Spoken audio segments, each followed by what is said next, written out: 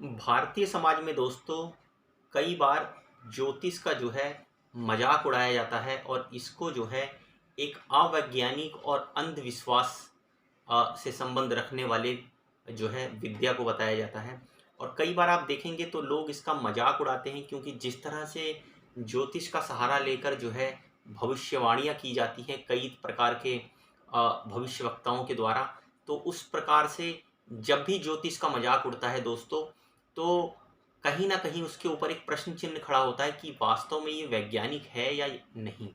दोस्तों, मैं सिर्फ इतना ही कहूँगा कि अगर किसी व्यक्ति को भी ये लगता है कि ज्योतिष जो है वो सिर्फ एक तुक्केबाजी की विद्या है, तो उसको जाकर जो है वो पैरासेलिसस को पढ़ना चाहिए। दोस्तों, मैं आज आपको जानकारी देने वाला हूँ एक ऐसे वैज्ञानिक के बारे में जो ज्योतिष का, एस्ट्रोलॉजी का इस्तेमाल कर कर जो है वो लोगों का इलाज किया करता था।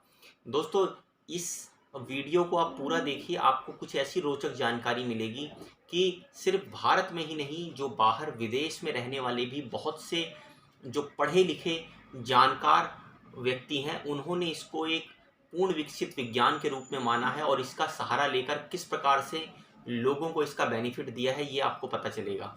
दोस्तों, पैरासेलिसस जो है वो 1493 में इनका जन्म हुआ था और 24 सितंबर 1541 में इनकी डेथ हो गई थी। दोस्तों, ये एक स्विस फिजिशियन थे।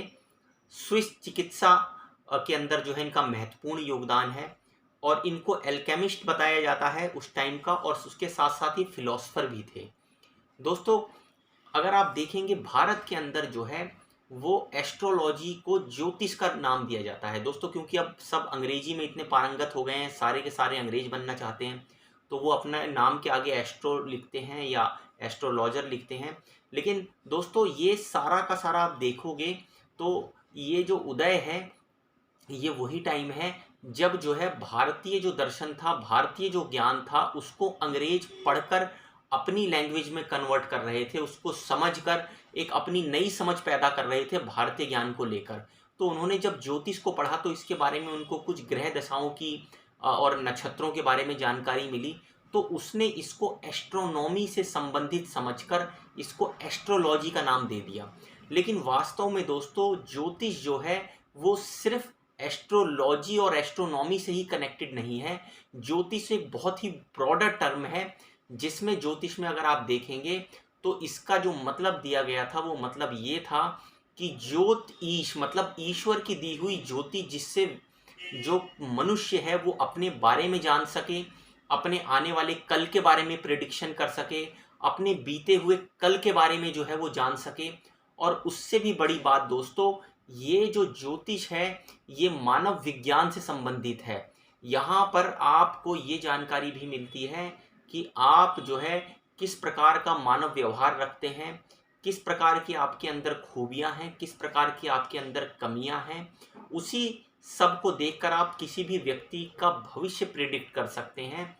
दोस्तों, ज्योतिष में एक सबसे खास बात यह है कि ज्योतिष का जो एक सिरा है वो केवल भविष्यवाणियों से ना जुड़कर वो अंक ज्योतिष से भी जुड़ा हुआ है, वो वैदिक ज्योतिष से भी जुड़ा हुआ है, वो हस्त विज्ञान से भी जुड़ा हुआ है, उसके साथ साथ वो समुद्र शास्त्र से भी जुड़ा हुआ है कि व्यक्ति के शरीर के और उसके अंगों के लक्षण किस प्रकार से होते हैं। और इसकी एक ब्रांच जो है वो बहुत ही गुप्त विद्या में कुंडलिनी ज्ञान के साथ जाकर जुड़ती है। दोस्तों, कुंडलिनी वही शक्ति है जिससे व्यक्ति के अंदर जो है इंट्यूशन की पावर बहुत ज़बरदस्त तरीके से क्रिएट होती है और वो नई नई चीज़ों की खोज करने की तरफ तत्पर होता है। उसके साथ साथ ज्योतिष का एक हिस्सा जो है वो आयुर्वेद से दोस्तों जुड़ता है। दोस्तों, आज मैं सिर्फ बात करूंगा इस ज्योतिष के ऊपर, एक ऐसे वैज्ञानिक के ऊपर जो इसके ऊपर जो है पूरी की पूरी रिसर्च करी, फिलॉसफी रखी और कहीं ना कहीं वो वैज्ञानिक के रूप में भी प्रसिद्ध हुए। तो दोस्तों, पैरासेलिसस के बारे में मैंने आपको बताया कि उनका जन्म कब हुआ था, एल्केमिस्ट थे, स्विस फिजिशियन थे। और महत्वपूर्ण जो चीज़ है वो आप देखिए कि जो इनके पिताजी थे वो एक केमिस्ट थे और फिजिशियन थे। पैरासेलिसस की जो एजुकेशन थी वो उसके फादर ने ही जो है दी थी। उनको उनके फादर ने बॉटनी के बारे में पढ़ाया, मेडिसिन्स के बारे में पढ़ाया मिनरोलॉजी के बारे में पढ़ाया, माइनिंग के बारे में पढ़ाया और उसके साथ साथ जो नेचुरल फिलॉसफी है उसका ज्ञान दिया। दोस्तों आज के टाइम पर अगर आप देखेंगे तो शायद बहुत सारे ऐसे लोग हैं जो इस विद्या का उपहास करते हैं और अपने बच्चों तक इसका ज्ञान नहीं पहुंचाते हैं। उनके लिए एक सबक है कि एक विदेश में, स्विस में बैठा हुआ एक ऐसा एल्केमिस्ट, एक ऐसा फिजिशियन अपने बच्चों को इस बारे में जो है वो नॉलेज दे रहा है और उसके नॉलेज को लेने के बाद जो है पैरासेलिसस जो है वो फादर ऑफ टॉक्सिकोलॉजी के नाम से भी जाने जाते हैं। अगर आप इंटरनेट पे जाकर सर्च करेंगे फादर ऑफ टॉक्सिकोलॉजी तो ये सम्मान जो है वो पैरासेलिसस को दिया गया है। दोस्तों इन्होंने जो फर्स्ट मेडिकल राइटिंग थी वो किस किस चीज़ के ऊपर लिखी थी, इनकी जो बुक्स थी, इनकी जो लेखन थे वो किस किस चीज़ के ऊपर थे वो आप सुनिए। इन्होंने जो लिखा था वो लिखा था meaning of life and death के ऊपर, हेल्थ के ऊपर इनका जो लेख है वो मिलता है।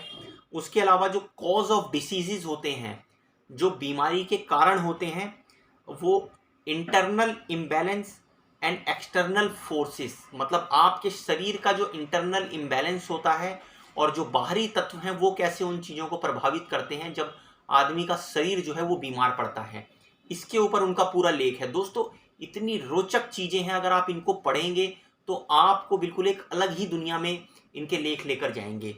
इतनी इन डेप्थ उन्होंने जानकारी दी है। और दोस्तों ये कोई फिलॉसफी की किताबें नहीं, ये पूरी वैज्ञानिक किताबें हैं। इसमें आपको आज के आधुनिक विज्ञान और फिलॉसफी दोनों का ऐसा मिला जुला रूप मिलेगा कि आपको इन लेखों को पढ़ के बिल्कुल मजा